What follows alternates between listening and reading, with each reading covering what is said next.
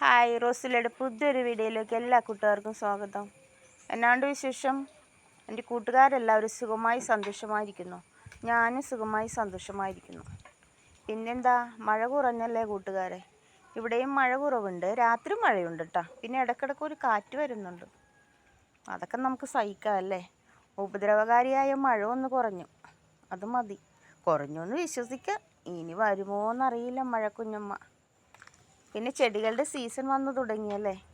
നേഴ്സറിയിലൊക്കെ ഒത്തിരി പ്ലാന്റുകൾ വരും. ഈ മാസം ലാസ്റ്റ് തുടങ്ങി പ്ലാന്റുകൾ ഒത്തിരി വരും. അപ്പോൾ പുതിയ പ്ലാന്റ് വാങ്ങാൻ ആഗ്രഹിക്കുന്നവരൊക്കെ വാങ്ങണം കേട്ടോ. ഇപ്പോഴാണ് വാങ്ങാൻ പറ്റുന്ന നല്ല ടൈമും.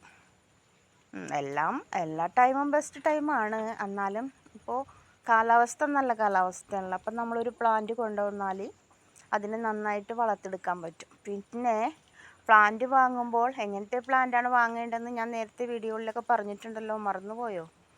ചെറിയ പ്ലാന്റ് ആയാലും വലിയ പ്ലാന്റ് ആയാലും ഒരു ശിഖരമുള്ളത് വാങ്ങരുത്. ഒന്നോ രണ്ടോ അതിൽ കൂടുതലോ ശിഖരമുള്ളത് വാങ്ങണം കേട്ടോ.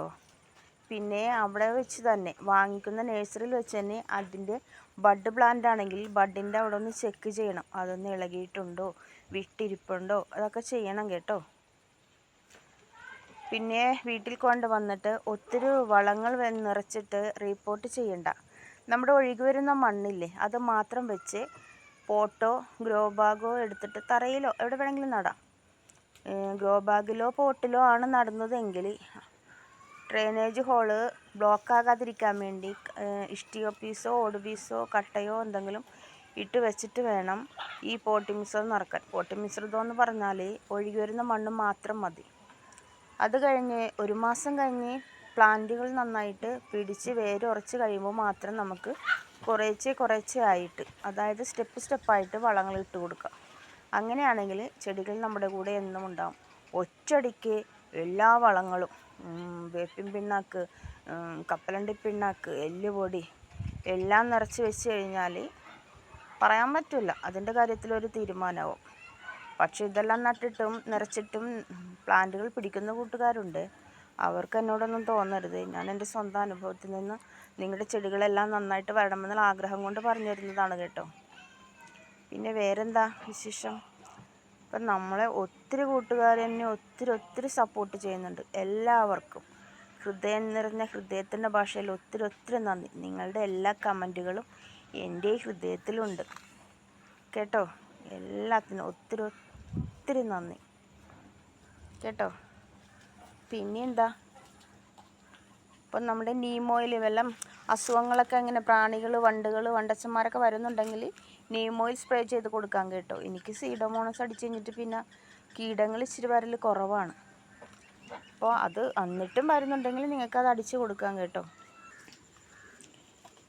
പിന്നെ ഒരു കാര്യം കൂടി, നഴ്സറിയിൽ പുതിയ പ്ലാന്റുകൾ വാങ്ങിക്കാൻ പോണ കൂട്ടുകാർ നാടൻ റോസ് ഉണ്ടോ എന്ന് നോക്കുക. നാടൻ ബഡിങ് ഉണ്ടോ എന്ന് ചോദിക്കുക അവരോട്. അത് വാങ്ങിക്കാൻ ശ്രമിക്കുക. ഓൺ റൂട്ടായ പ്ലാന്റുകളുണ്ടാവും, അതായത് ബഡല്ലാത്ത, നമ്മൾ നോക്കുമ്പോൾ പ്ലാസ്റ്റിക് ടേപ്പില്ലേ, ആ ടേപ്പ് ചുറ്റാത്ത പ്ലാന്റുകളുണ്ടാവും.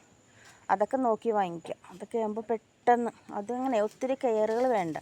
ബഡ് റോസും നാടൻ റോസും ഓൺ റൂട്ടും ഇത് നാടൻ ബഡിങ്ങൊന്നും എൻ്റെ അനുഭവത്തിൽ വലിയ വ്യത്യാസമില്ല. പക്ഷേ എന്നാലും പുതിയതായിട്ട് വളർത്തുന്ന കൂട്ടുകാർക്ക് പണി കിട്ടാതിരിക്കാൻ വേണ്ടിയാണ് ഞാനിങ്ങനെ പറഞ്ഞു തരുന്നത്.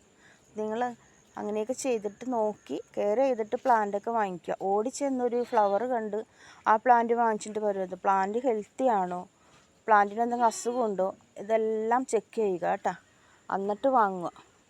കാരണം നമ്മൾ ഒത്തിരി കഷ്ടപ്പെട്ട പൈസയല്ലേ. അപ്പോൾ അത് വീട്ടിൽ കൊണ്ടുവന്ന് വെച്ചിട്ട് പ്ലാന്റ് നമ്മുടെ കൂടെ വേണമല്ലോ.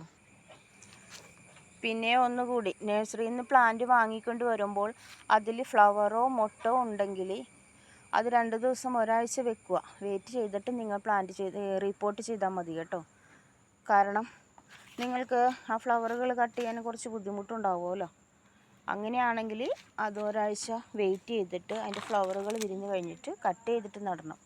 അതെല്ലാം നിങ്ങൾക്ക് മനക്കട്ടി ഉണ്ടെങ്കിൽ ഞാൻ പറയുന്ന പോലെ എല്ലാ ഫ്ലവറുകളും എല്ലാ മൊട്ടുകളും കട്ട് ചെയ്തിട്ട് പിന്നെ അതിന് ആദ്യത്തെ ലീഫുകൾ ഉണ്ടാവില്ല, അതായത് എൻ്റെ ഭാഷ പറഞ്ഞ മൂത്ത ലീഫുകൾ, അതെല്ലാം അടർത്തി കളയുക.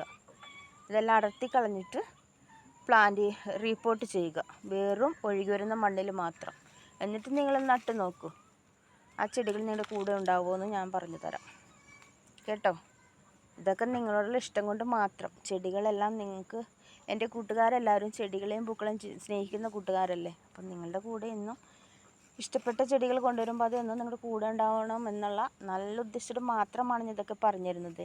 പിന്നെ എൻ്റെ വീഡിയോയിൽ ചില കുഞ്ഞ് സൗണ്ടുകൾ കേൾക്കുന്നുണ്ടോ? എനിക്കൊരു തത്തമ്മ കുഞ്ഞുണ്ടേ, ഒരു മിട്ടു എന്ന പേര്. അതാ ഈ സൗണ്ട് എടുത്തുകൊണ്ടിരിക്കുന്നത്. ഞാൻ സംസാരിക്കുന്നതനുസരിച്ച് അത് മ്യൂസിക് ഇട്ടുകൊണ്ടിരിക്കും. അതാണ് കേട്ടോ ഇടയ്ക്ക് സൗണ്ട് കേൾക്കുന്നത്. നിങ്ങൾ വിചാരിക്കും ഒരു കുഞ്ഞ് പട്ടിക്കുട്ടിയുടെ ശബ്ദമാണെന്ന്. പട്ടിക്കുട്ടിയല്ല, എൻ്റെ മിട്ടുക്കുട്ടിയാണേ. അപ്പോൾ നമ്മുടെ ഈ കൊച്ചു ചാനൽ സപ്പോർട്ട് ചെയ്ത എല്ലാ കൂട്ടുകാർക്കും ഒത്തിരി ഒത്തിരി നന്ദി. പുതിയ കൂട്ടുകാരാരെങ്കിലും വീഡിയോ കണ്ട് ഇഷ്ടമായാൽ പ്ലീസ് സബ്സ്ക്രൈബ് ചെയ്ത് സപ്പോർട്ട് ചെയ്യണേ. നിങ്ങളുടെ ഒരു കുഞ്ഞു ലൈക്ക് അടിക്കാൻ മറന്നു പോകരുതേ. നിങ്ങളെൻ്റെ കൂടെ തന്നെ വേണം കേട്ടോ. എൻ്റെ കൂട്ടുകാർക്കെല്ലാവർക്കും നല്ലൊരു ദിവസം ആശംസിക്കുന്നു. വേറൊരു വീഡിയോയിലൂടെ കാണാം കൂട്ടുകാരെ. Okay, tata, by.